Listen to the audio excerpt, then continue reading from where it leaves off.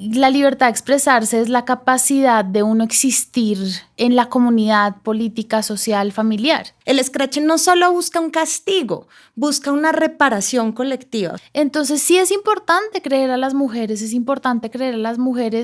y pues que esa persona si siente que, por ejemplo, se dijo una falsedad, pues hay mecanismos judiciales para ir ante un juez. ¿Cuáles son los principales cruces? Si yo te digo libertad de expresión y feminismo, ¿cuáles son esos principales temas que se te vienen a la cabeza? Es mucho, mucho más peligroso para el mundo de la información y para el debate público el shadow banning que te bajen un post.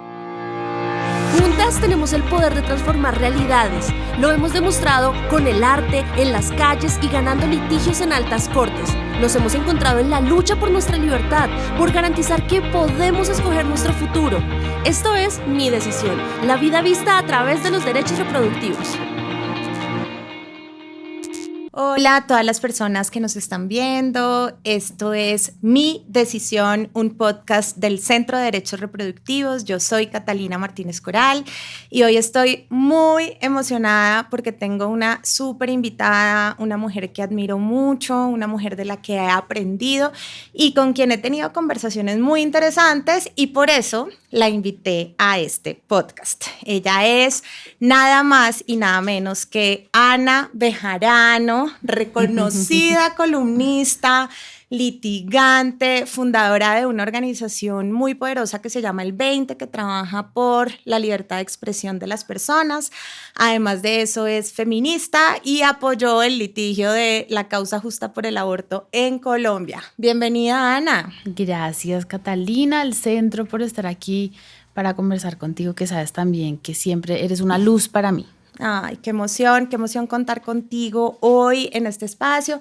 Pues como ves, el podcast se llama Mi Decisión. Y la idea un poco, o sea, lo que nos hemos planteado con este espacio es poder tener conversaciones sobre esa libertad de decidir, pero yo lo veo mucho más macro y es esas libertades que hemos venido conquistando durante años nosotras las mujeres y pues muchos grupos en el país. Libertades inclusive de existir y de participar en igualdad de condiciones en una democracia, ¿no? Y la libertad de expresión, sin lugar a dudas, ha sido una herramienta absolutamente valiosa para esas conquistas y quizás yo quisiera empezar por ahí, Ana, o sea, contame o contanos por qué la libertad de expresión es tan valiosa y por qué es tan valiosa para las mujeres. Bueno, pues es un tema muy largo, pero voy a tratar de contestar contigo para que hablemos de muchas cosas. Pero pues la libertad de expresión es una garantía ciudadana como íntimamente atada a las fibras democráticas porque es como la posibilidad a través de la cual se ejerce la ciudadanía en todas sus dimensiones más profundas y las más superficiales también. Y pues de pronto siendo más filosóficos, la libertad de expresarse es la capacidad de uno existir en la comunidad política, social, familiar. Uh-huh. Entonces es casi la definición de uno mismo, la reafirmación de la existencia. Uh-huh. Entonces pues obviamente está íntimamente adaptado a la lucha feminista y a la conquista de las mujeres de sí mismas, en el espacio familiar, en la comunidad política, digamos, si no existiera la garantía de la libertad de expresión y no se hubiera también ampliado para que las mujeres la ejerciéramos, pues no hubiese habido movimiento que nos dio el voto, digamos, cómo empezó realmente la protesta feminista en las democracias modernas. Entonces, por eso para mí es tan apasionante y hermoso ese derecho, porque es muy profundo, es muy íntimo y muy público, es muy individual y muy colectivo.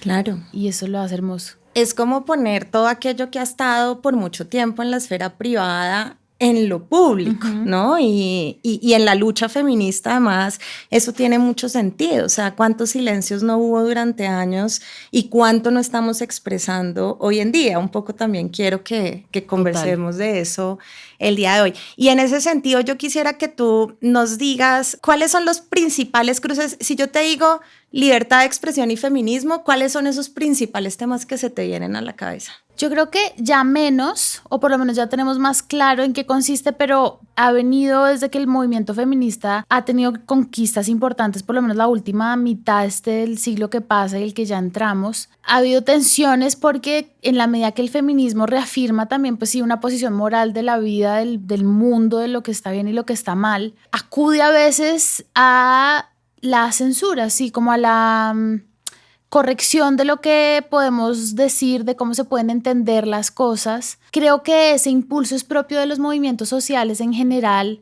Creo que eso es una tensión que existe en el movimiento de los derechos civiles y políticos en Estados Unidos para la comunidad afroamericana. Hubo también mucha gente que decía es que esto es censura, es que nos están diciendo cómo aproximarnos a ciertas materias. Yo creo que eso es propio de lo que ocurre en un movimiento como el movimiento feminista, que además es tan diverso y tan amplio y tan heterogéneo. ¿Cuáles serían los temas más álgidos? Digamos, no porque sean de libertad de expresión, pero creo que los grandes temas que nos dividen o que nos enfrentan o que nos ponen a pensar a las feministas, que es el abolicionismo, el debate, bueno, eso hay que reformularlo, perdón, el tema de el feminismo transincluyente y cómo se reafirma, y el aborto, son todos temas que generan, sí, a veces respuestas de censura. A veces me cuesta porque yo, por mi nivel de privilegio y por mi capacidad de poder aproximarme a esos debates con más calma y más paz, siento que esos impulsos de censura no son útiles para la causa y que alejan a una cantidad de gente que pueden ser tomadores de decisiones, centros de poder, gente que puede como acoplar más lo que estamos diciendo, pero pues no soy yo quien tiene que dictar el nivel de rabia que cada feminista tiene en virtud de su lucha individual. Entonces, pero creo que en esos tres temas hay mucho impulso de, sí, tensiones de libertad de expresión y de qué se puede o no decir. Claro, tensiones de libertad de expresión y derechos de las mujeres, pero tanto así como para llamarle censura. Claro, la censura como algo que se ha prohibido en nuestra Constitución, no habrá censura. Tal vez en ese entonces estaba pues pensado por el Estado, no va a censurar, no va a cerrar editoriales, etcétera. Pero la dinámica de la información ha cambiado lo suficiente como para que nosotros entendamos que eso no es así. Sí hay situaciones en las que un movimiento social puede generar suficiente como poderío y cauce en la discusión pública para poder sí silenciar ciertos temas, ciertas expresiones, ciertas maneras. Y pues de alguna manera eso sí es una forma de censura para mí. Y de alguna manera igual a veces es importante tener esos silenciamientos, es decir, cuando tenemos voces poderosas ejerciendo opiniones discriminatorias o inclusive violentas, pues que haya una reacción ciudadana y de grupos históricamente discriminados frente a esto, igual es legítimo, igual es una forma de lucha, ¿no? E igual es una conducta que está protegida por derechos como la misma libertad de expresión. Sí, es una conducta que está protegida. Lo que yo creo es que yo como persona que participa del debate público, y eso sí creo que es una decisión individual, yo no favorezco tanto eso en el sentido de decir, si vamos a silenciar cierta expresión, si es cierta persona, cierto micrófono que se está equivocando, tengamos la posibilidad antes siempre de explicarle in extenso por qué se equivoca. Y ojalá de manera respetuosa, incluso si su posición es dañina, dolorosa, agresiva y violenta. O sea, creo que siempre antes del silenciamiento y de la erradicación, prefiero yo el esfuerzo de, señor, se equivoca por estas razones, y creo que eso es más productivo para el debate. Entiendo que igual no siempre es posible. De acuerdo. Yo creo que hay unas voces que pueden dar esa pedagogía y hacer esa conversación, y hay otras que efectivamente tienen otro rol que jugar y que vienen de otro lugar también. Entonces es legítimo e importante también que existan. Pero dicho eso, también hay unos encuentros entre nuestros mundos de la libertad de expresión y el feminismo, muchísimos. Y uno de ellos que yo quisiera que desarrolláramos en esta conversación es el escrache.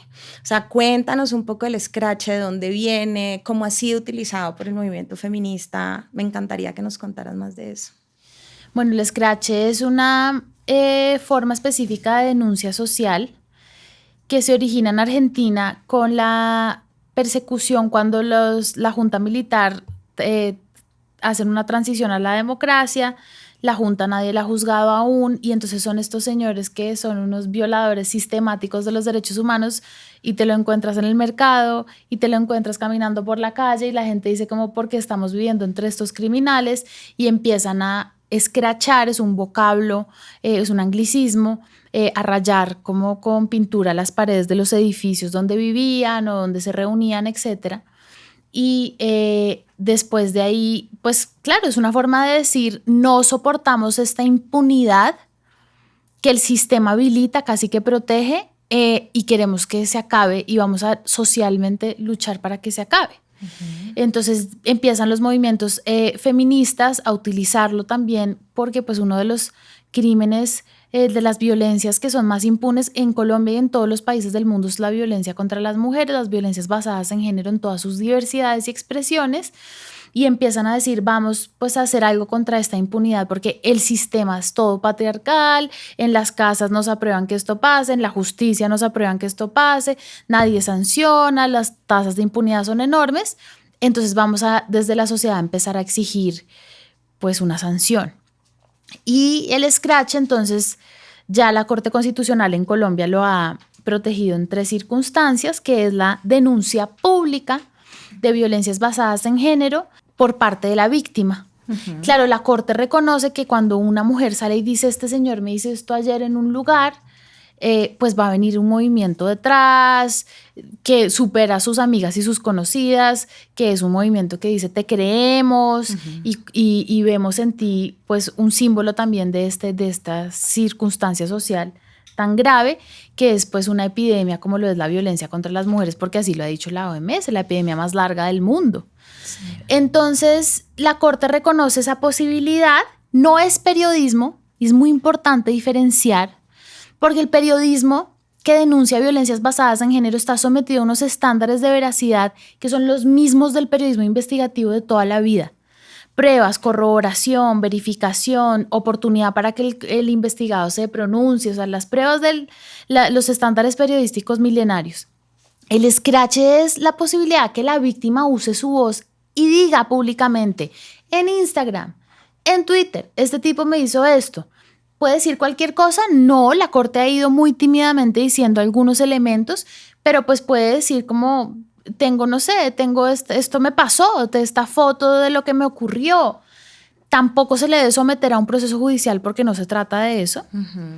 Y la Corte entonces protege esa forma de denuncia social como una vertiente, como parte intrínseca del derecho a la libertad de expresión, pero también de la libertad de información. Claro. Que las otras mujeres que rodean a este presunto agresor tienen derecho a conocer que él hace esas cosas.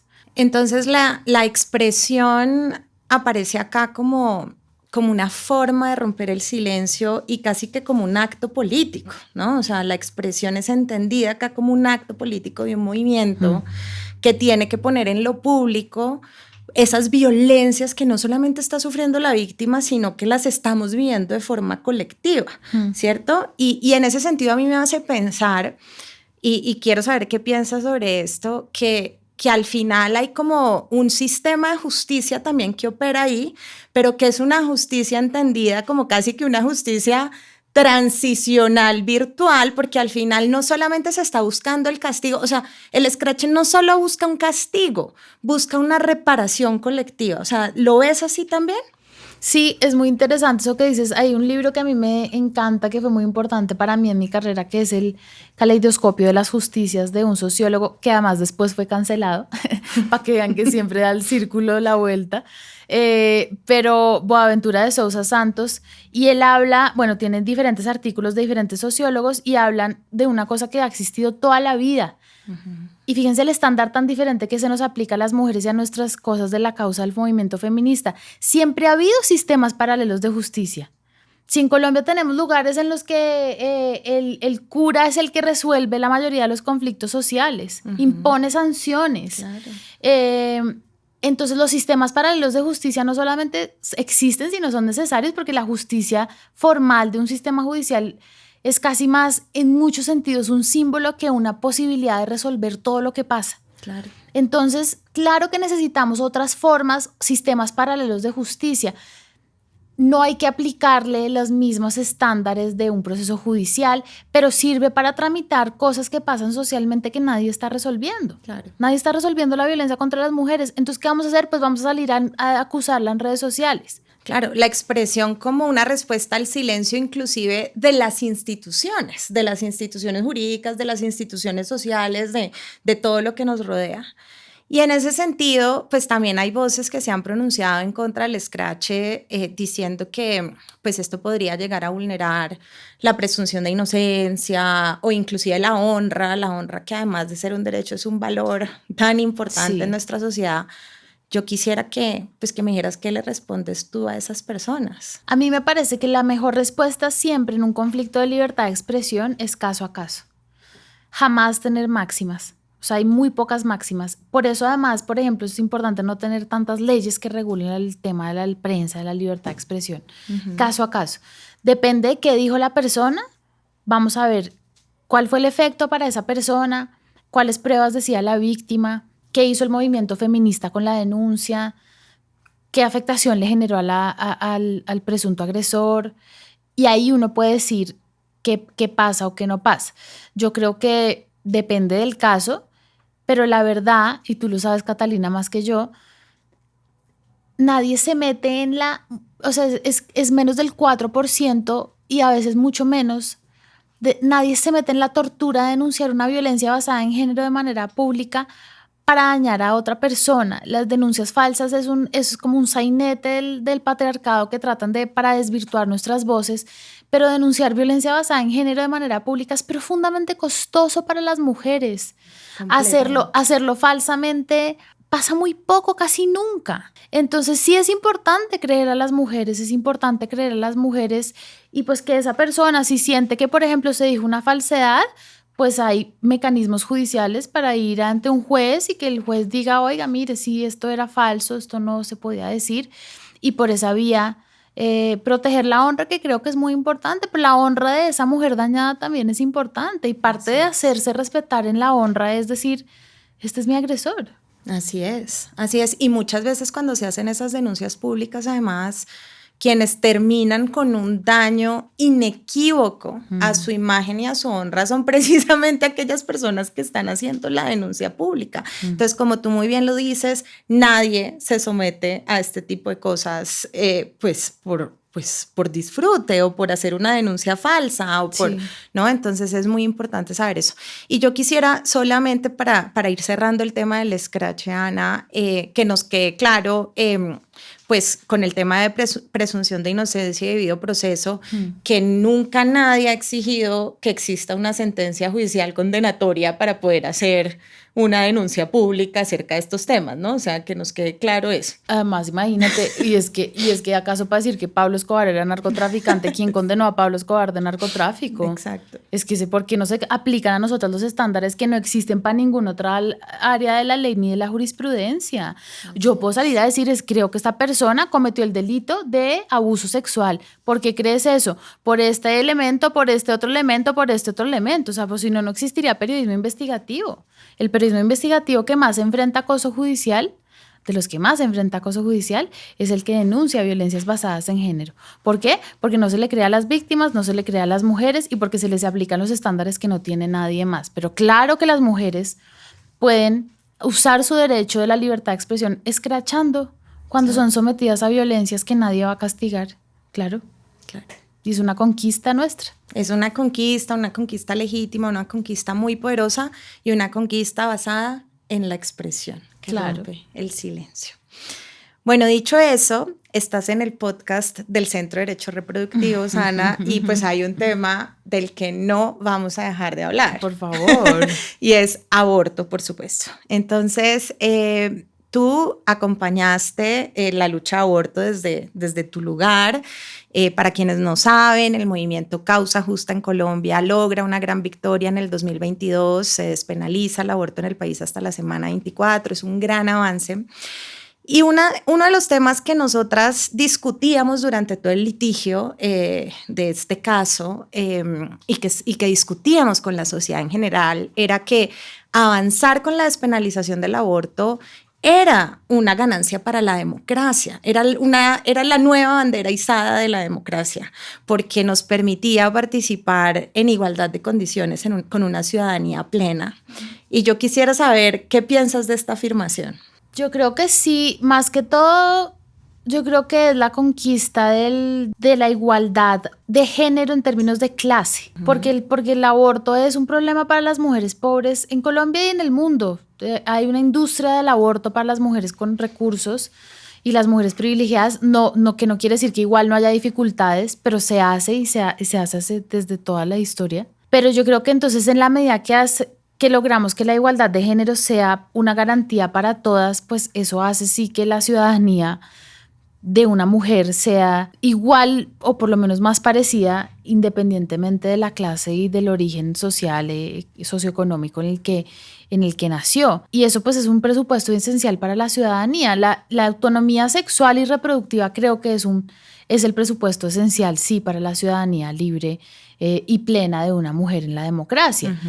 Y pues hemos visto muchos ejemplos en el mundo de cuando las mujeres ejercen la ciudadanía plenamente, cómo mejora las fibras democráticas para toda la comunidad. De eso hay enormes y muy buenos ejemplos en el mundo. Entonces sí, estoy de acuerdo, obviamente. Sí, y yo estoy de acuerdo además con la lectura también que hace sobre la interseccionalidad, porque precisamente pues uno de los temas que más discutíamos durante el litigio de aborto era que quienes estaban enfrentando las mayores barreras para acceder a este servicio de salud en el país, pues precisamente eran las personas que vivían en mayores condiciones de vulnerabilidad, y un poco el reto de la implementación de la decisión es que realmente sean esas mujeres quienes se beneficien de la decisión y quienes además tengan una participación en voz propia, claro, en todo este proceso de la implementación y que podamos entender cómo interseccionalmente se implementa esto en el país, ¿no? Por eso es una conversación que no podemos seguir teniendo entre nosotras, que hay que seguir ampliando. Dicho eso, una de las barreras que más seguimos presenciando para la implementación es precisamente el acceso a la información. Y si volvemos al tema de la expresión, de la libertad de expresión, y que la libertad de expresión también protege todo aquello que informa, todo aquello que ponemos ahí para informar y el acceso de las personas para acceder a esta información, yo quisiera que me dieras unas pistas de cómo hacemos para trabajar con el Estado unas políticas de acceso a la información más amplias en materia de salud en general, inclusive, ¿no? O sea, no solamente aborto, sino en materia de salud. Yo creo que con el Estado es muy importante, pero me atrevo a decir que es más importante con las plataformas. Las plataformas son hoy en día el supraestado y serán cada vez más. Entonces, no solamente que nos ayuden a informarnos, sino nos ayuden a no desinformarnos, que es lo que más pasa con los temas de activismo y de la causa feminista. Vemos una gran propensión a que existan desinformaciones, por ejemplo, sobre el tema de aborto. ¡Ay, abortos caseros! Busquen eso en una red social y salen cosas horribles que desinforman, que a lo que tiene acceso una niña de 12 años. Y además, entonces se le da el ropaje de libertad de expresión. Y es como, no, digamos que tú te consideras antiderechos o te consideras pro vida por ponerlo de otra manera, eso no te da el derecho para expresarte diciendo que para abortar hay que hacer tal o otra cosa. No eres un médico, digamos como que estás desinformando, estás enviando información peligrosa. Ese no es el ropaje que tiene la libertad de expresión. Y la libertad de expresión en nuestro país y en muchos países latinoamericanos tiene el doble contexto de poder expresarme y poder informarme. No es solamente poder expresarme y la información debe ser veraz y objetiva, que es el mandato constitucional nuestro, pero pues en temas de salud reproductiva es muy importante que sea veraz y objetiva. Entonces yo creo que es importante pedirle a las plataformas cómo hacerlo, pedirle obviamente siendo consciente de lo que uno firma cuando uno entra, tiene una cuenta en una plataforma, concientizándose sobre eso, pero también pedirle al Estado que le pida a las plataformas y que cada vez haya más como llamamiento de cuentas a la información que se está manejando por esos cauces. Y de nuevo, es un tema también de clase, ¿no? Porque quienes pueden acceder a eso cada vez se ha democratizado más con buenos y malos resultados, pero pues también hay gente que no tiene ningún acceso a la información, ni a redes sociales, ni a la información, ni a la desinformación. Y yo creo que es importante que el Estado haga así un enfoque diferenciado en términos de clase, de género, de raza. ¿Cuántas personas tienen acceso a redes sociales en el país? ¿Cuál es el porcentaje? Depende, bueno, pero es una buena pregunta. Depende de la plataforma. Uh-huh. Por ejemplo, Twitter tiene, Facebook, la última medición que yo conozco, tiene más de 40 millones de personas. Sí. Que es mucha gente, porque tú ahí ya estás... Es muchísima. Es mucha gente. Es muchísima. Porque estás incluyendo ahí pues un grupo etario que es pues, la gente más vieja que de pronto no lo usa, aunque Facebook ya es una red social más vieja. Sí. Y pues gente chiquita, o sea, eso no es la gente de la discusión pública. Entonces hay mucha gente que utiliza las redes sociales. ¿Para qué las utilizan además, no? Cada vez eso está cambiando, como es una situación tan dinámica, cambia cada vez más. Pero es importante para nosotros, desde el 20 que trabajamos en ese tema, empezar a concientizar que, y lo ha dicho la Corte y los tribunales en Colombia, esa es la nueva plaza pública. Claro. Y en la nueva plaza pública es donde se ejerce la ciudadanía, uh-huh. donde me expreso, donde me informo, donde sé cómo acceder a un derecho, donde sé si tengo el derecho siquiera. Entonces, ¿cómo creer que estos son unos señores son unos señores que tienen una empresa privada? No es una empresa privada, no estás vendiendo yogures. Claro. Esto es una responsabilidad pública enorme. O sea, podríamos decir abiertamente que efectivamente hay una gran porción de la población que se está informando y se está expresando sí. a través de las redes sociales. Y entre TikTok, por ejemplo en TikTok, entre los 18 y 24 años, su fuente número 1 de noticias, de información es TikTok. Wow. Y eso es muy poderoso. Y eso me lleva a que conversemos, Ana. Esto lo hemos conversado fuera de este espacio tú y yo, porque pues además es un tema que nos interesa a ambas y es pues precisamente cuáles son esos principales desafíos que estás viendo en la desinformación sobre derechos reproductivos. Ya nombraste algunos, pero si podemos ahondar un poco, o sea, ¿cómo se ve la desinformación en derechos reproductivos en las redes sociales? Mucha desinformación sobre métodos anticonceptivos, cosas caseras, no casero en el mejor sentido de la palabra, de cosas pues, ancestrales que hemos hecho las mujeres toda la historia de la vida, sino experimentos y cosas peligrosas, uh-huh. Que obviamente pues eso juega con una cantidad de dimensiones de la vida de una mujer, de una chica, por ejemplo, que empieza su vida sexual. Desinformaciones también sobre procedimientos abortivos, medicamentos con fines abortivos que no están hechos además para ser abortivos, pero se consumen de esa manera. Tiene también desinformación que es muy dañina a la causa feminista en cuanto a qué es ser feminista, ¿no? Uh-huh. Muy estigmatizante, sí. Sobre el discurso de la igualdad de género. Bueno, para el tema de las ciudadanías trans pues es devastador lo que pasa en redes sociales. Es importante que las plataformas hagan un mejor esfuerzo en poder generar correcciones a desinformaciones y a sanciones a los discursos de odio sin irnos a que todo es discurso de odio, ¿no? Que eso también es lo que pasa. Me parece que eso no es la solución, pero sí poder decir eso es discriminatorio sin que sea discurso de odio y te voy a explicar por qué es discriminatorio o por qué genera consecuencias discriminatorias para una persona. Todo es desinformado. Y yo sé que todo está por construir en este mundo, o sea, inclusive las protecciones jurídicas alrededor de...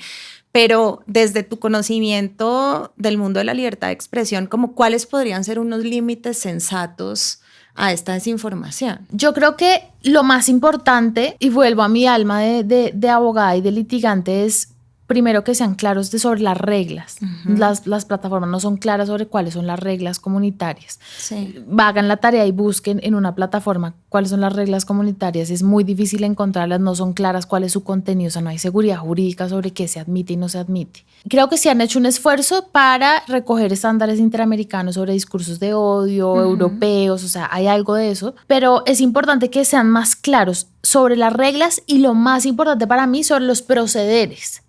Tú pones una denuncia en una red social y de pronto te llega rápido la respuesta, de pronto nunca, de pronto bajan el post y no te dijeron por qué, ni idea, entonces no hay procedimiento.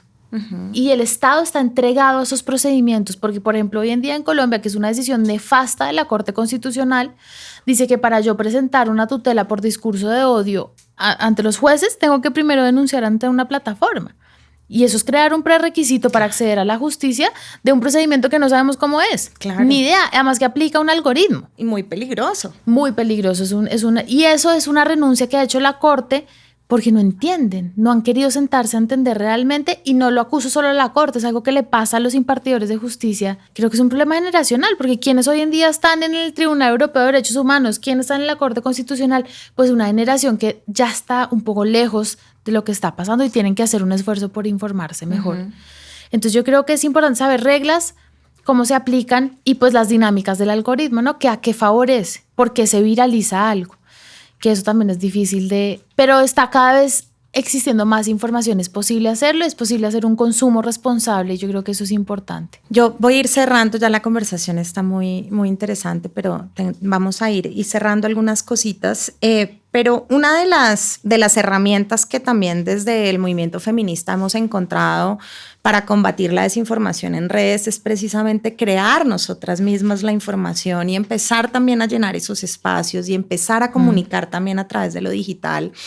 Pero hay algo muy curioso que también pasa, y quiero como escuchar tu opinión sobre esto, y es que sí hay cierta censura sobre ciertos temas. Entonces uno va a montar un tema de aborto en TikTok y suele pasar que TikTok te lo muestra menos, el algoritmo como que lo esconde de alguna forma. ¿Cómo está funcionando esto?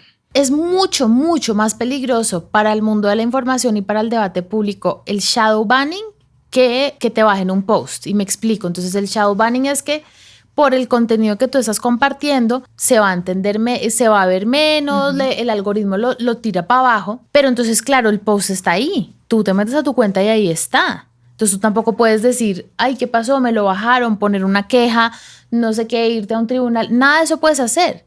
Y tampoco puedes contestar al algoritmo, porque el algoritmo pues es una cosa que las plataformas llevan ya 20 años ya casi diciendo, ese es nuestro know-how. Claro. Entonces es como, pues sí, ese es tu know-how, pero es que ese es nuestro debate público, esa es nuestra vida. Entonces necesitamos saber cómo funciona el shadow banning, que es lo más peligroso en mi opinión. Después sí, entonces tienes unos contenidos que baja la plataforma, los sanciona, que ya es por lo menos más fácil. Tú dices, ¿qué pasó acá? ¿Qué escribí? Lo que sea. Y entonces, como son unas reglas algoritmizadas que impone pues un computador, para decirlo en términos sencillos, pues lo hacen por palabras y por pedacitos de una frase. No tienen, ellos alegan que no tienen cómo hacerlo mejor, pero eso termina siendo censura para movimientos sociales, para periodismo investigativo. Tú tienes periodistas investigativos haciendo videos diciendo, no puedo decir genocidio, no puedo decir asesinato. Nos van a bajar este video por decir todas las cosas censuradas. Pero es una limitante muy grande a la información que se comparte. Y esa conversación también hay que darla con las plataformas. Como eso se va a demorar todavía un rato, hay que darla internamente en los movimientos sociales y sentarnos y decir, vamos a ser inteligentes y vamos a poner esa palabra de otra manera, o vamos a decir expresamente, no estamos diciendo la palabra porque vamos a decirla de esta otra manera, y jugar con la regla como está ahora, mientras cambie. Decir, aprender a usarlas. Sí. Tenemos que tener una capacitación para aprender a usar el algoritmo a nuestro favor. Exacto. Sin dejar de pensar en un futuro, sentarnos con estas empresas a educar. Más que educar, a exigirles como que asuman el poderío público que tienen, que ya lo saben, por supuesto. Muy bien. Pero sí, no lo asumen aún. Bueno, todo por construir ahí. Ana, muchísimas gracias por esta conversación. Ha sido muy iluminadora, he aprendido un montón.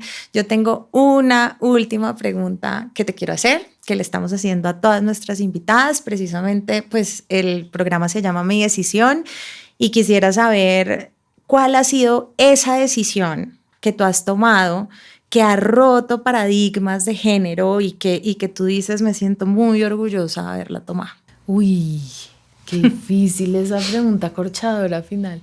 He tomado muchas, unas más personales que otras que después te cuento, pero creo que una decisión para mí, pues no sé, disruptora me parece como vanidoso, como uno quién es, pero creo que sí fue para mí muy importante definirme públicamente y como abogada litigante y decir yo soy feminista, como poder nombrarme a mí misma de esa manera.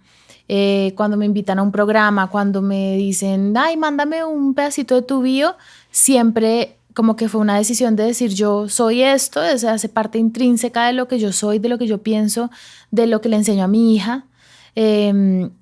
Y eso fue liberadorcísimo para mí personalmente.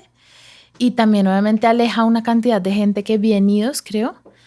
Pero creo que como uno ya decir, voy a definirme así, como ante el público, sea grande o pequeño, es disruptor, sin importar que sea con 4 o 4,000 personas. Creo que ese fue un momento para mí y lo tengo muy claro en mi vida profesional, cuándo pasó y por qué pasó. Y fue, sí, liberador. Es disruptor y es muy valiente además en una sociedad en donde sigue teniendo una connotación. Un estigma, sí. Y un estigma que espero que podamos derrumbar, porque el feminismo finalmente no es más que logremos la igualdad que nos merecemos. Sí, y que ayuda además a todo el mundo, a los hombres también. Entonces, toma tiempo, pero creo que estamos, gracias al trabajo que también hace en el centro y que hace Cata, poder mandar este mensaje sin desinformación, sin censura, en un debate público más empático y entendido, creo. Ana, si quieres, ¿dónde te encuentran en redes sociales? Estoy en Instagram y en Twitter, @Ana Bejarano RG. Y el 20 lo pueden seguir también en Twitter, @el20org, para que sepan cosas sobre sus derechos en el entorno digital. Bueno, Ana Bejarano, muchas gracias por haber estado en esta conversación. Muchas gracias a todas las personas que vieron este episodio. No olviden seguirnos en nuestras redes ReproRights Slack y no se pierdan los siguientes episodios que estarán muy buenos. Gracias por la invitación.